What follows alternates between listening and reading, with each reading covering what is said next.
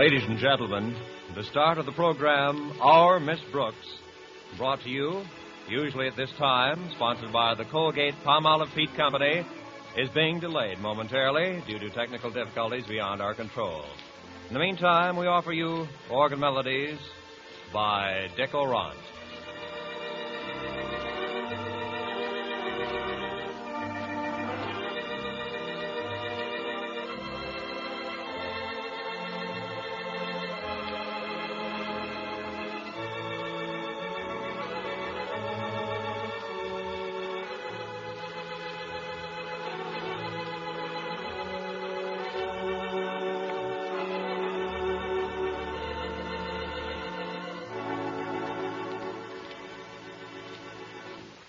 And now, Dick Orant offers Strike Up the Band.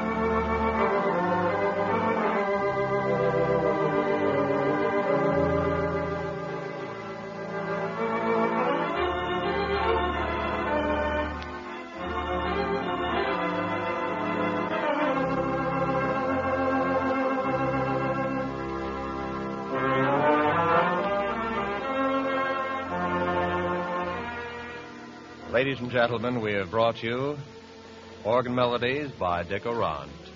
We've delayed the start of our Miss Brooks program, brought to you by the Colgate Palmolive Peat Company. But now, technical difficulties being restored, we take you to Our Miss Brooks.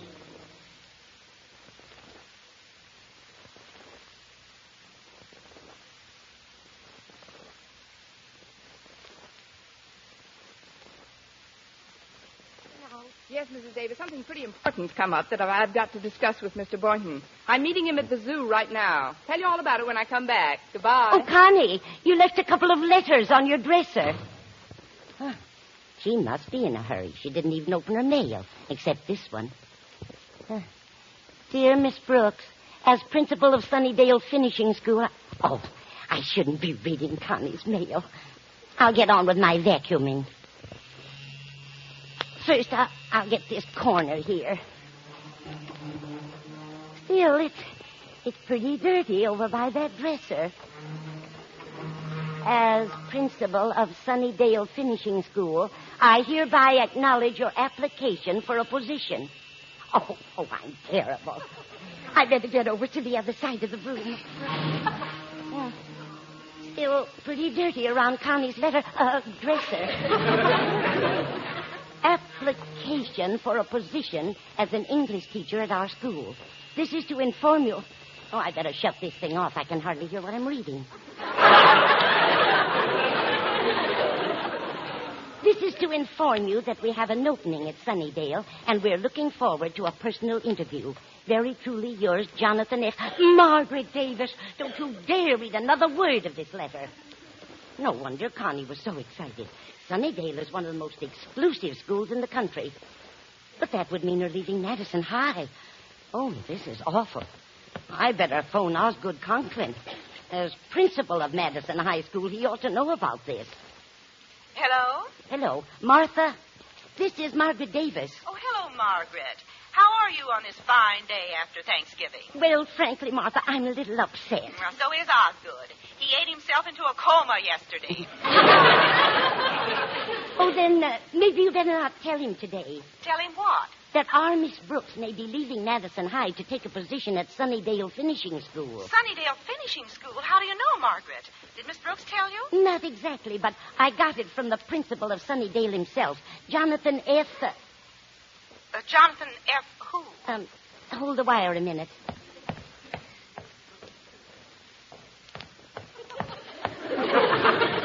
Byers.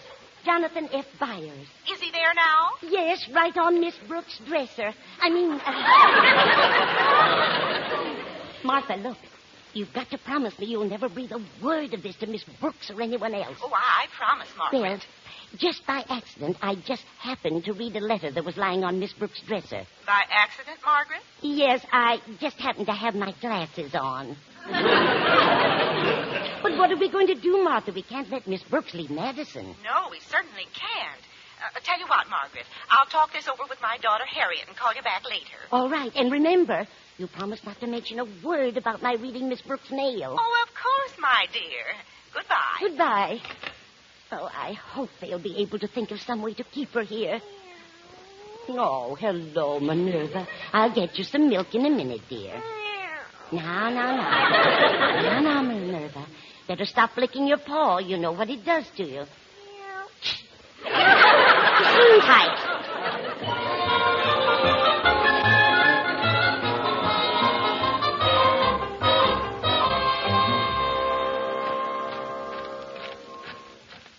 You, Miss Brooks. Here I am, over here by these birds. Oh, of course, Mr. Boynton. I thought you were a little tall for a pelican. It was nice of you to meet me. How'd you get over here so quickly? It was simple. I dressed on the way over. But now that I'm here, what was it you wanted to see me about? Well, perhaps we'd better sit down while I tell you. Here's a bench under this tree. Fine. There. You comfortable? Perfectly. Miss Brooks, Yes, Mr. Boynton? Well, you must forgive me if I seem overexcited, but frankly, I never thought this day would come. You didn't? No, I didn't. Oh. Well, before it goes, why didn't you think it would ever come?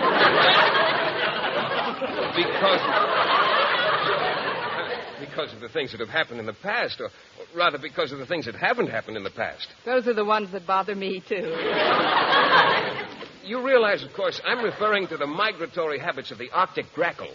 Oh, I realized that a long time ago. I just didn't want to let on.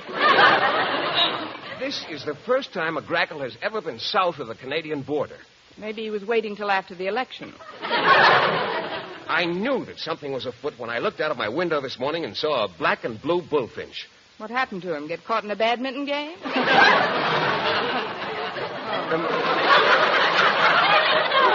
The movements of the grackle can be very accurately charted by closely observing the bullfinch, since they are, in the truest sense of the word, full cousins to the mottled thrush. Where did he come from? Hudson Bay.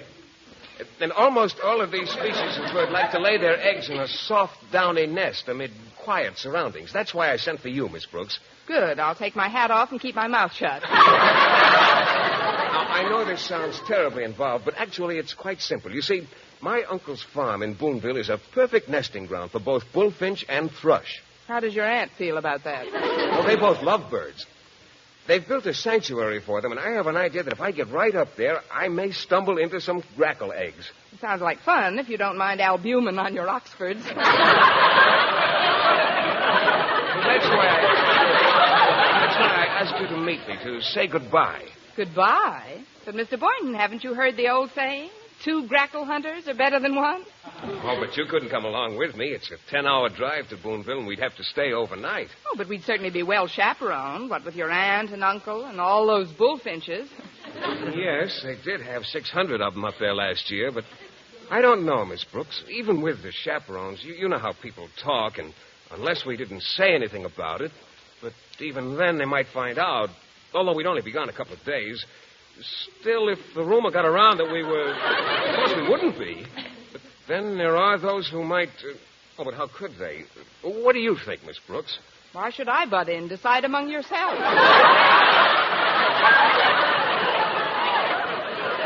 Well, it is kind of a long trip to make alone.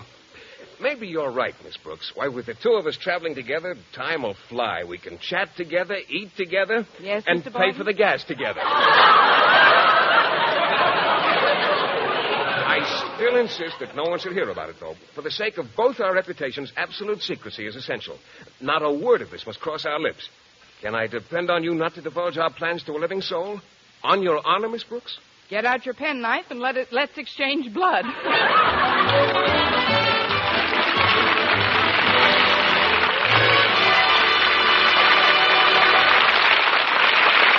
Our Miss Brooks, starring Eve Arden, will continue in just a moment. But first, here is Vern Smith with an important announcement. Attention, ladies. Regardless of age, skin type, or previous beauty care, doctors prove you, too, may win a lovelier complexion with Palmolive soap. But to win this lovelier complexion, the kind men admire and women envy, you must stop improper cleansing.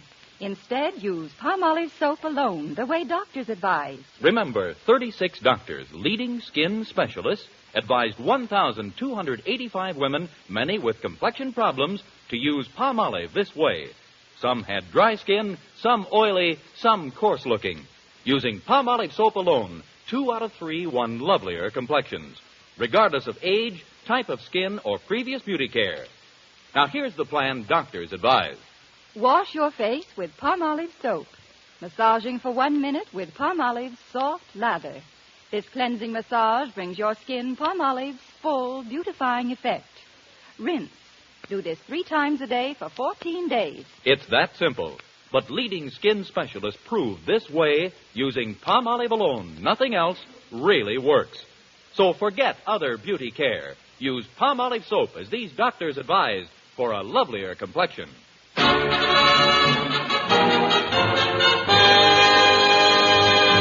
Last night on the CBS Sing It Again program, you were promised an additional clue to the Phantom voice and the $24,000 prize. Here it is. The Phantom is a famous ghost who galloped far from post to post. Yes, there is the clue for the $24,000 prize on the CBS Sing It Again program on Saturday night. The clue again, the Phantom is a famous ghost who galloped far from post to post. And now, as she quietly prepares for a weekend in the country, our Miss Brooks is blissfully unaware of the furor caused by the 5-year-old letter which she left on her dresser. Let's look in now on Martha Conklin as she discusses the situation with her daughter, Harriet. So you see, Harriet, it looks very much like your favorite teacher will soon be leaving Madison High. Oh, that's terrible, Mother. Have you told Daddy about it yet? Not yet, Harriet. I'm waiting until he recovers from his Thanksgiving dinner. You know how upset he gets when we mention the shortage of teachers. Oh, yes. Golly, Mother, he's been lying over there on the couch for hours. Do you think he's all right? Oh, of course he's all right. He's just sleeping. Aren't you, Osgood? I say, aren't you just sleeping, Osgood? What? No. Take it away. Take it.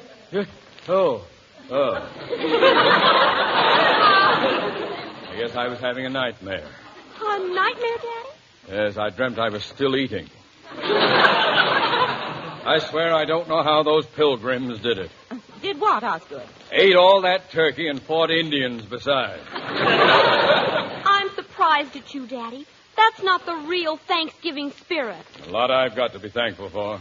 Well, you've got us, Daddy. Mother and me. Yes. I've got you all right. I've also got the school. A school full of overcrowded classrooms and a horde of unreasonable teachers constantly screaming for a living wage. Now, Osgood, don't work yourself up into a stew. Oh, please, Mom. Don't even mention words like that. You haven't got the right attitude, Daddy. Nowadays, if you can hang on to the good teachers you've got, anything else you get is gravy. Please. Not you, too. Maybe we ought to go out and let your father sleep a while longer, Harry. Yes, that's a splendid suggestion, Martha. Oh, this couch feels good. Oh, I'll get it. Coming. Oh, hello, Walter. Come on in.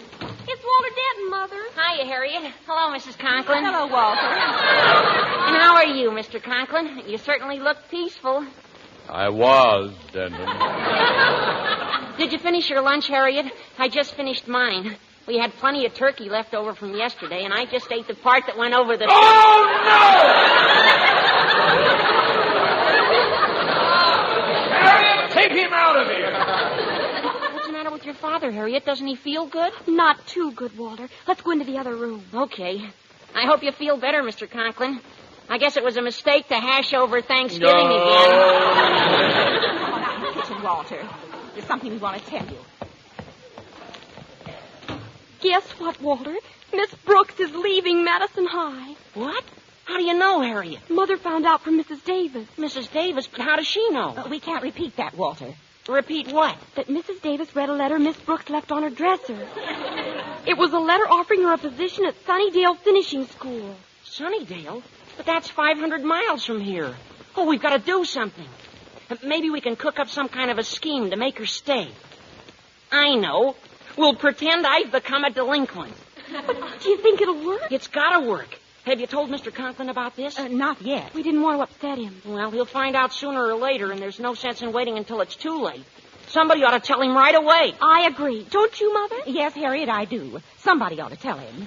Walter, don't look at me. If I go in there now, he'll bite my head off. Don't be silly, Walter. Mr. Conklin won't eat anything for 2 more days.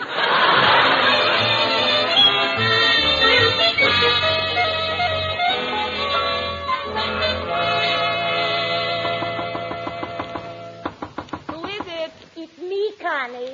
Oh, I'm kind of busy right now, Mrs. Davis. She would come around just when I'm packing. Well, come on in. Why, Connie, you're going away. No, Mrs. Davis, I'm not going away. Then why are you packing that bag?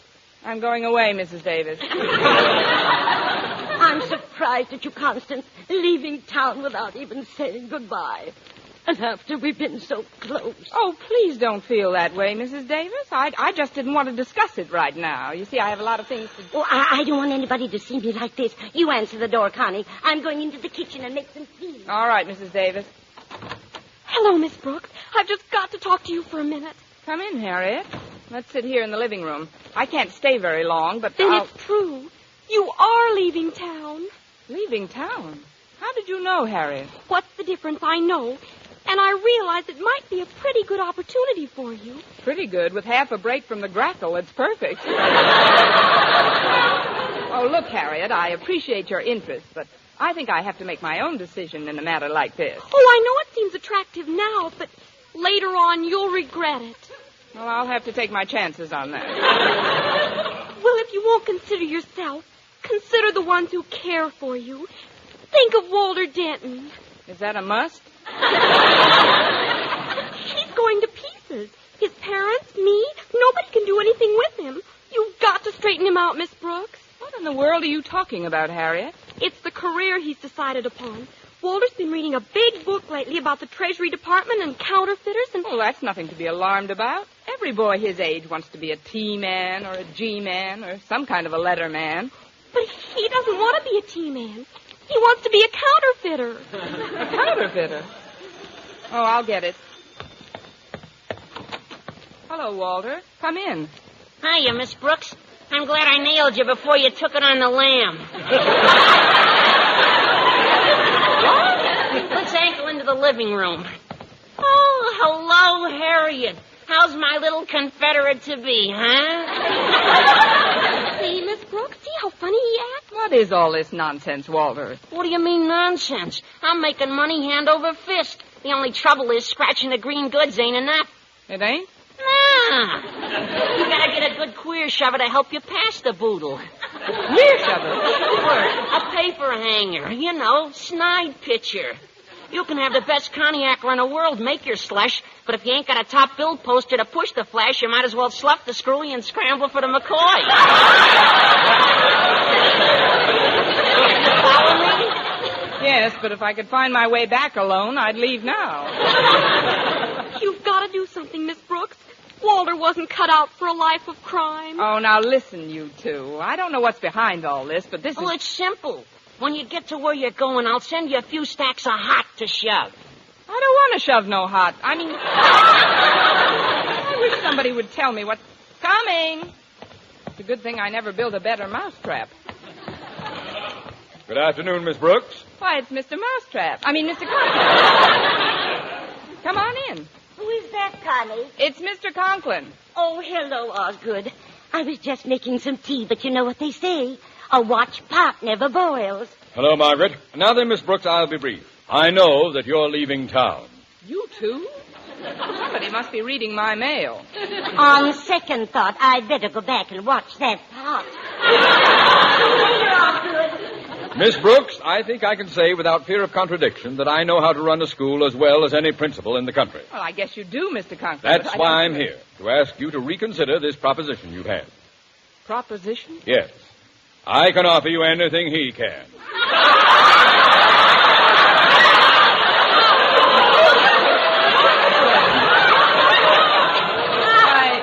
What would Mrs. Conklin say if she knew you were talking this way? She's all for it. What?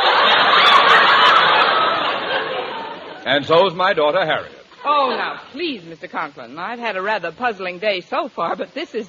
It just happens that your daughter's in the living room now. I think we'd better go in there. I'll be glad to. Hello, Harriet. Walter. Hi, Hello, Daddy. Mr. Conklin. I'm awfully glad you decided to put your pride in your pocket and come over here. Did you ask her yet? Yes, Harriet, I did. The rest is up to Miss Brooks. Don't go away, anybody. I'll put your transfers when I get back. Mr. Boynton. Yes, Miss Brooks, it's I. May I come in? Why, of course. I've still got a single in the mezzanine. But I can't help wondering, what happened to that oath of secrecy we took? Well, that's what I'd like to know. I thought you weren't going to tell anybody about our trip to my uncle's place. I didn't say a word about it. You didn't? No. Why, I've never seen so many wagging tongues in all my life. You think you've seen wagging tongues? My living room looks like a delicatessen. I just don't understand. Oh, hello, folks. Hi, Mr. Boynton. Oh, I'm glad you're here, Boynton. Maybe you can help get Miss Brooks to change her mind. Well, I don't wish to appear insubordinate, sir, but frankly, I thought the trip might do us both a lot of good. Both? Don't tell me you're leaving, too. Pretty soon there'll be no faculty left at Madison High whatsoever. We might as well all go. I don't think his uncle and aunt have room for you all. Besides, Mr. Conklin, I think where I go and what I do is nobody's business but my own. And I say it is our business. Why you should want to go traipsing off to Sunnydale Finishing School is beyond me. Sunnydale Finishing School? Of course. Now, there's no sense in beating about the bush. Mrs. Davis read the letter you left on your dresser this morning, and we know you've been offered a job there. Oh, that letter. Yeah. Why, that's over 5 years old, Mr. Conklin. I turned that job down long ago. Oh, I'm so happy, Miss Brooks. Hooray, now I can go straight. But then, what were we talking about? You, Mr. Boynton, why did... Miss Brooks, just where were you and Mr. Boynton going together? That, Mr. Conklin, is a secret between Mr. Boynton, myself, and 600 bullfinches.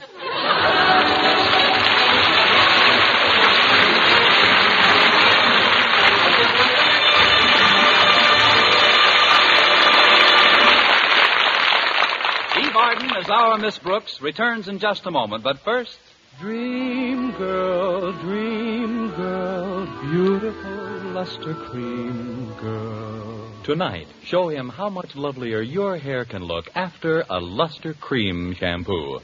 only Luster Cream brings you Kay Daumit's magic formula blend of secret ingredients plus gentle lanolin. Gives loveliness lather even in hardest water. Glamorizes your hair as you wash it. Luster Cream. Not a soap, not a liquid, but a dainty cream shampoo. Leaves hair fragrantly clean, free of loose dandruff, glistening with sheen, soft, manageable.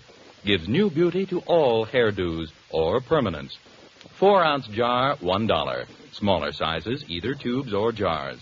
Tonight, try Luster Cream Shampoo and be a Dream girl, beautiful Luster Cream girl. You owe your crowning glory to a Luster Cream Shampoo. And now, once again, here is our Miss Brooks.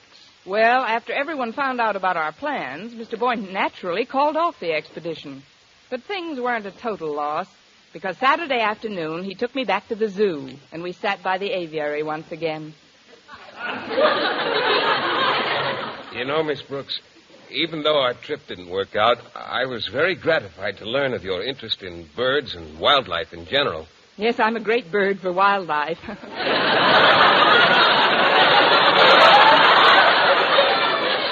Well, since this common interest of ours has brought us so much closer together, there's something else I want to tell you, Miss Brooks. Something I think you ought to know. What's that, Mr. Boynton? There's a pelican here who holds 18 pounds of fish in his beak. What's he waiting for, the price to go up?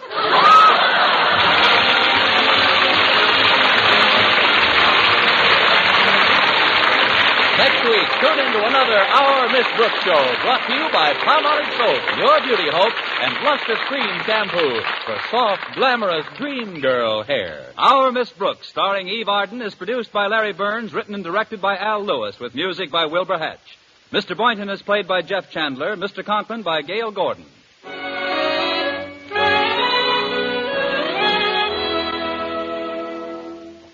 Dentists know what cleans teeth best. And over 4,000 dentists say Colgate tooth powder with a 2-minute routine gets teeth sparkling and super clean. So to remove dull film and get your teeth shining clean, just brush teeth 2 minutes, morning and night, with Colgate tooth powder. Brush inside, outside, and biting surfaces. Always brush away from the gums. See how this gets teeth naturally bright. It removes dull film that improper brushing misses. And Colgate tooth powder also sweetens your breath. Try it. Buy Colgate tooth powder today. For mystery liberally sprinkled with laughs, listen to Mr. and Mrs. North, the exciting, fun-packed adventures of an amateur detective and his beautiful wife. Tune in Tuesday evenings over most of these same stations. And be with us again next week at the same time for another comedy episode of Our Miss Brooks. Stay tuned now for Lum and Abner. Bob Lamont speaking. This is CBS, the Columbia Broadcasting System.